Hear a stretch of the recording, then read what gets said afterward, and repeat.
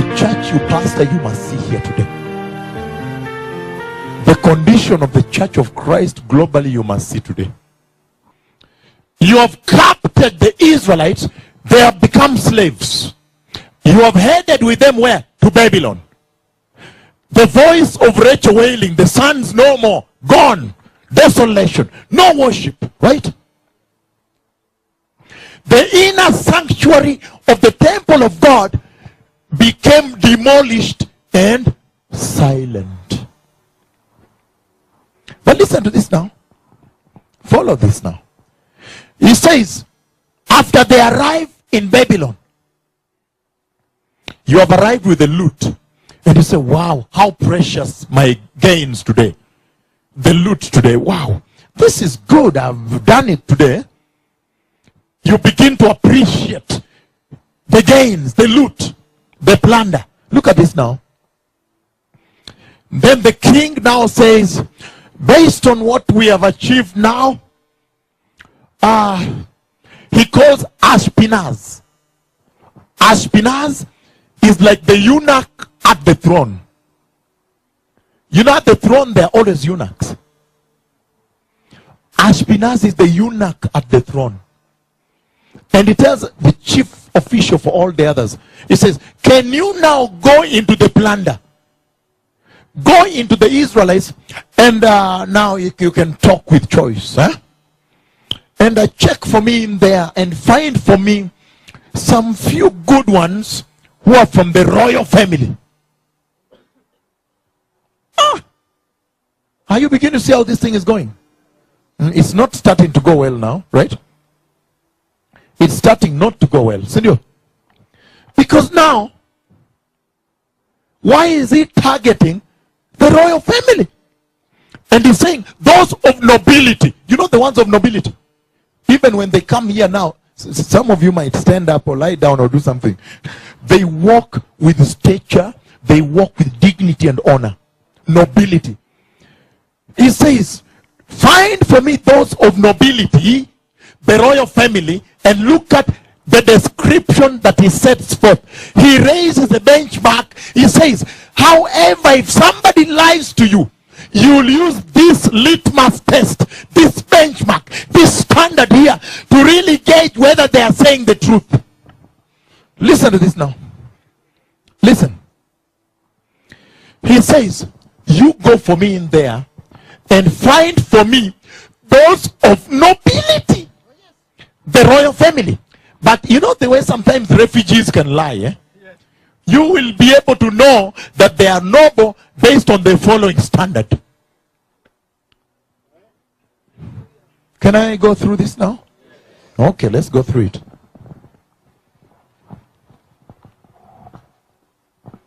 He says, verse 3. Then the king ordered Ashpenaz, king of his court officials, to bring in some of the Israelites from the royal family and nobility, young men. He's saying, don't bring old men. He's saying, get those from the royal family, those who are noble, and he says, they must be young men. If, what I'm saying is this, if I will go and find you being environmentally destructive is the word, eh? When now you become an environmental terrorist, eh? Huh? And you said, I want to bring down this forest. And I find you with big saw, electric saws, eh? And axes. You are cutting down the big trees. What are you doing? I am trying to kill this forest. I will say, me, I'm going to have a cup of tea. I will answer you back. I say, you have not done nothing. I'll just go and have a meal. I say, he does not know what he's talking about. But if I find you cutting the young trees in that forest, the seedlings, then I will tremble. I say, why is this man destroying the environment? Because the young are the future. And he says, the way refugees like to lie, this is how you will know they're from the nobility. the royal family, the nobles. Huh? He says, young men, first of all, of nobility, and then he says this about them. And young men without any physical defect. Ah! That the only way you are going to know they are from the royal family, when you check them up, well brought up, they are well fed, well groomed, they grew right, they grew well. None of them is limping. None of them is showing signs of deficiency. Did you understand me here? I hope you can see the church in the process, but I will bring you there. Don't worry about that. Because the purpose is this, that you may see the Lord speaking to the church in parable. To this church, the church of this hour.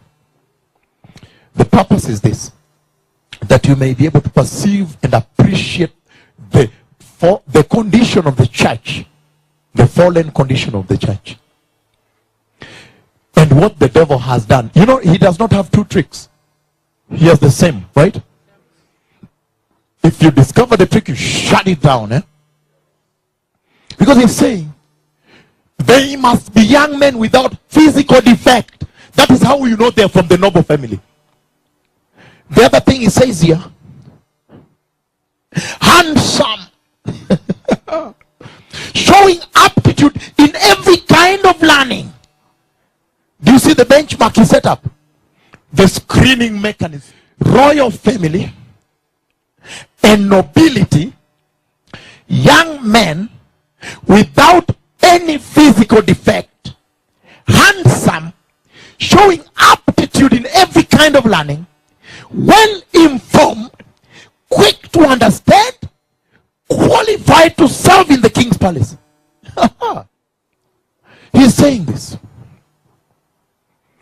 that not only did he go attack besiege, and he saw the most important implements, the things to take, and he says he took the consecrated articles of worship, and guess what? When he took them, there must have been, look, this is the temple, this is the altar of sacrifice, and there must have been a storehouse where those which are not in use are being kept. When somebody brings a special golden gift unto the Lord, or a beautiful golden article of worship, they put it, or they make new ones, or special ones for Rosh Hashanah, special ones for Yom Kippur, whatever. The special for special worship functions. There must have been other extras in the treasure house of Jehovah. And there must have been those currently in use. And so they took plus the other extra, and he says they went and did the same. They put into the worship house for into the Babylonian temple. Into the Babylonian temple. And then they now took the extras and put in the treasure rooms of their God also. Hey, they said, like it was in Jerusalem, we do it here. Did you understand this story here? This is very big here. But now listen to this now. After doing so, he says, now go ahead and bring me some young men. Those who are from the royal family, of nobility, no defect, handsome. He really used a standard. He raised it actually. He put kichungu. Alichungua tena, akatumia kichungu nyingine juu yake. That must also be handsome. He said, and he says, showing aptitude in learning, well informed, qualified. When you look at them, you know, this must have been from the royal family. Why did he target them? Why? Let me explain to you. When you are in the army and you attack, you besiege and attack and take over, the next question becomes, what else Because this enemy, we know how virulent the enemy can be. Vicious, ferocious this enemy can be. And that was now Babylon speaking about Israel. They know how powerful Israel was, how mighty they were. But the question was then, what is it that we can do to them that can make sure they never rise again? Did you understand me? Why? Because normally, after they leave for some time and so forth, it is going to be those who came from the royal family that always rise up and take authority and say, guys, hey, are you aware that this is not Jerusalem? Are you aware that we are slaves here? How come now you are intermarrying, you are intermarried, you are settled here, you are beginning to enjoy life here? Guys, let us return to Jerusalem. Did you understand why he targeted them? Only those who have inheritance to the throne, to the crown. You begin. I know you begin to see the church, but hold on first. Please don't do this to me now. Allow me first explore the whole 9 yards, then I'll bring in the church.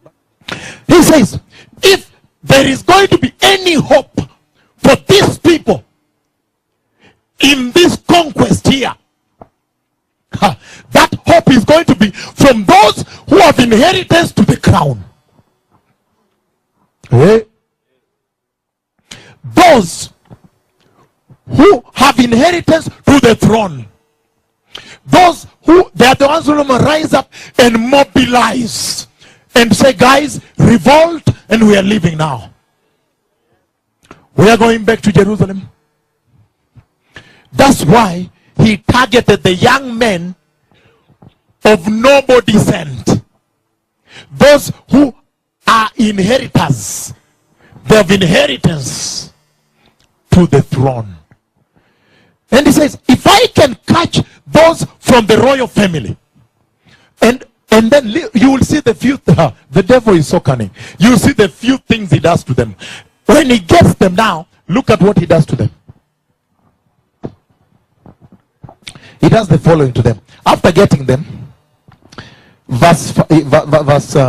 again I repeat verse 3. Then the king ordered Aspinaz, chief of the court officials, to bring some of the Israelites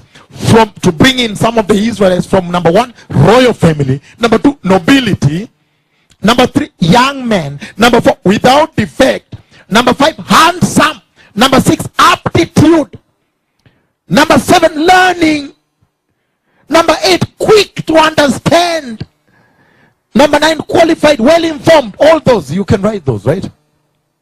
You saw the standard. But when he gets them, look at what he does. He was to teach them the language and the literature of the Babylonians. Did you understand now? You are beginning to see the intention of the devil here. I mean, let me first talk Babylon here. That those who would have been the hope, if you will catch them properly, those who could have been the hope of that Israel nation, the nation of Israel in Babylon, if you will catch them well, after catching them, then transform them, Babylonianize them, then transform them to be Babylonians. How do you do that? By teaching them the language and give them literature, Babylonian literature, to read, that it will transform them. As they speak the language of Babylon, they can now read the literature of Babylon. And language and literature define the culture of a people. Do you understand how everything was working here? In other words, transform them to Babylonian culture. We want to finish them, finish the Israelites completely now. Oh yes, nobody shall rise up and try to redeem or to save, to be a redeemer or a savior Salvador in Spanish, to rescatar, to rescue them. No, nobody. Because you take the hope and then do this. Look. Brainwash them. I've not said it yet. They are coming from Israel, from Jerusalem, with the culture of Jerusalem, with the language of Jerusalem, with the stature of Jerusalem. As the people of Jerusalem, when they arrive, you must pass them through a process of transformation to do the following. Look, to remove the Jerusalem from them, from their heads. You must go in kwa kichwa yao hiyo. Ingia huko. Utoe hiyo Jerusalem. Toa kabisa tupa nje. Kwanza. That means to dismantle the values of Jerusalem from their minds, from their heads. And then to infuse, to put in now the Babylonian values. I have not said it properly. It's like this. Look. To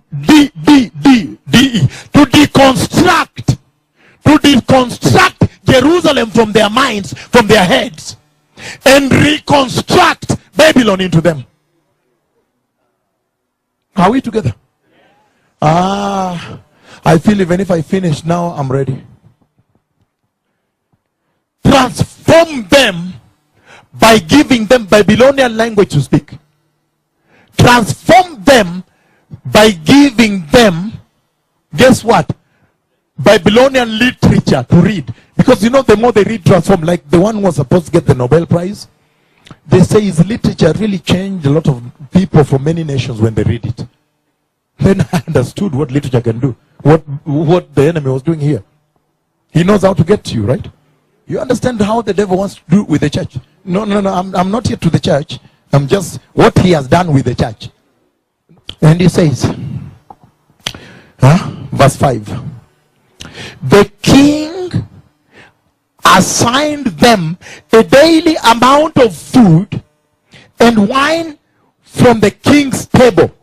They were to be trained for 3 years, and after that they were to enter into the king's service. Do you see the title of the message, where it's coming from? The kingly diet. Have you seen the title now? The king's diet. The diet of the king. Chakula cha kifalme. Chakula cha mfalme. Chakula kifalme. You understand it now? He's saying, after you've transformed their minds, transformed their culture, now, look, everybody here. Can I say this in the more humblest way? At times you can do demographic studies, population studies. The professors here know, the doctors know this. As I was one time interested in that before the Lord called me. I was interested in why is it that among the Chinese population, so these were 2 groups I was working with. The Chinese population, there are lower instances of colorectal cancer. I was interested in knowing why is it that among the Americans it is prevalent. You see that? And you know where that takes you right away. While we were looking at chemoprevention, rather chemotherapy, by the way, I mixed it. Chemotherapy. Now chemoprevention became important.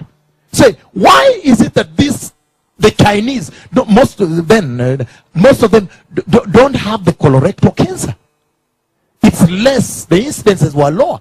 While among the Americans, it's the most common. Listen, it boiled down to lifestyle. Then we became interested in chemoprevention. But what is it that these people do that the others don't do? What do these ones do that make them exposed to this cancer? And what is it that the others do that makes them not exposed? But of course the Chinese had another, upwards, whatever. You see that? But listen to this. In other words, what I'm using that to say is this. We are what we eat. You are what you eat. said it is not enough to change their language and literature, and they are still eating the food of Jerusalem. They are still Israelites anyway. You must change their diet also. Once you change the diet, then you got them to be Babylonian now. No, that one is now critical. That one actually the most sensitive right now. I have touched the nerve center, the nexus. I have now just touched the nerve. We are what we eat. You are what you eat. So when they could eat, when they began to eat the Babylonian food, then there you go. Now they were transformed to Babylonians. Did you understand what the devil was trying to do here? Oh, but you people, I don't understand why your gospel is light. It's very light. Light, mwangaza is good, but I'm talking about light nyepesi. Huh? Why are you people preaching a very light, nyepesi, very gospel which is very light, not heavy? Shallow. Why? Because you can see already from the devil that when the devil does his things, he does them deep. Very deep. He leaves nothing to chance. Change them and change the diet most importantly.